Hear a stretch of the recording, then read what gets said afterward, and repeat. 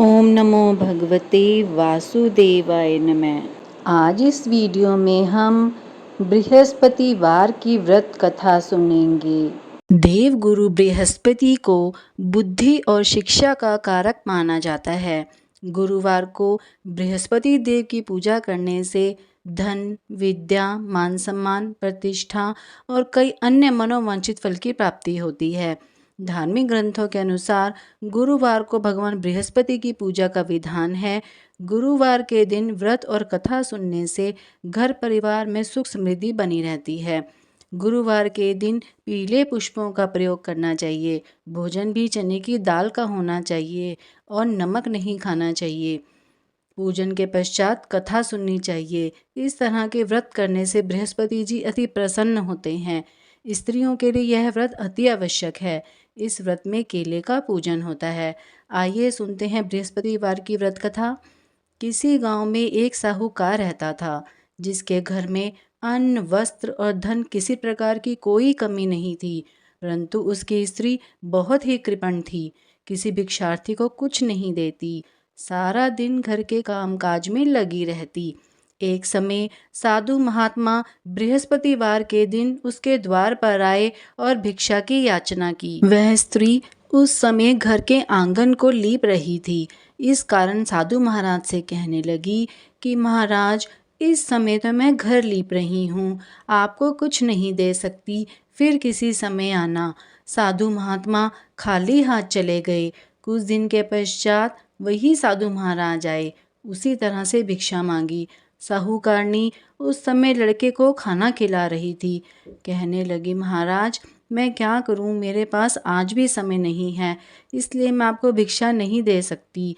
तीसरी बार महात्मा आए तो उसने उसी तरह से उन्हें टालना चाहा, परंतु महात्मा जी कहने लगे, यदि तुम्हारे पास समय ही समय हो जाए तो तुम मुझको भिक्षा दोगी?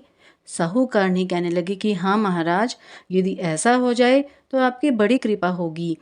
साधु महात्मा जी कहने लगे, अच्छा, मैं एक उपाय बताता हूँ। तुम बृहस्पतिवार के दिन चढ़ने पर उठो और सारे घर में झाड़ू लगाकर कूड़ा एक कोने में जमा करके रख दो। घर में चौका इत्यादि मत लगाओ।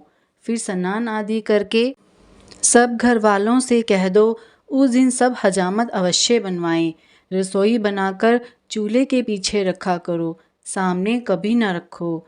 सायंकाल को अंधेरा होने के बाद दीपक जलाया करो तथा बृहस्पतिवार को पीले वस्त्र धारण मत करो, न पीले रंग की चीज़ों का भोजन करो। यदि ऐसा करोगी तो तुमको घर का कोई काम करना ही नहीं पड़ेगा। साहूकारनी ने ऐसा ही किया। बृहस्पतिवार को दिन चढ़े उठी, झाड़ू लगाकर कूड़े को घर में जमा कर दिया।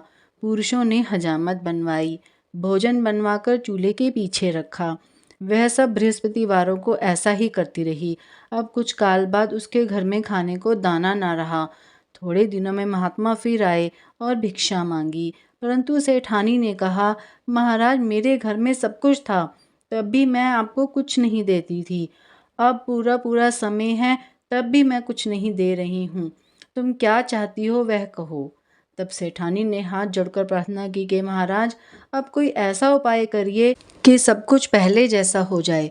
तब महात्मा जी ने कहा, बृहस्पतिवार को प्रातःकाल उठकर स्नान आदि से निवृत्त होकर घर को गाय के गोबर से लीपो तथा घर के पुरुष हजामत ना बनवाएं। भूखों को अन्न जल देती रहा करो। ठीक सायंकाल दीपक जलाओ। यदि ऐसा करोगी तो तुम्हारी सब मनोकामनाएं भगवान बृहस्पति जी की कृपा से पूर्ण होंगी। सेठानी ने ऐसा ही किया और उसके घर में धन धान्य वैसा ही हो गया जैसा कि पहले था। इस प्रकार भगवान बृहस्पति जी की कृपा से अनेक प्रकार के सुख भोग कर दीर्घ काल तक जीवित रही। बृहस्पतिवार की कथा संपूर्ण हुई। अगर आप मेरे चैनल पर नए हैं और आपने मेरे चैनल को तब सब्सक्राइब नहीं किया है तो आप मेरे चैनल को सब्सक्राइब कीजिए, ताकि आपको मेरे आने वाली वीडियो की नोटिफिकेशंस मिलती रहें। आप मेरी वीडियो को ज़्यादा से ज़्यादा लाइक और शेयर कीजिए।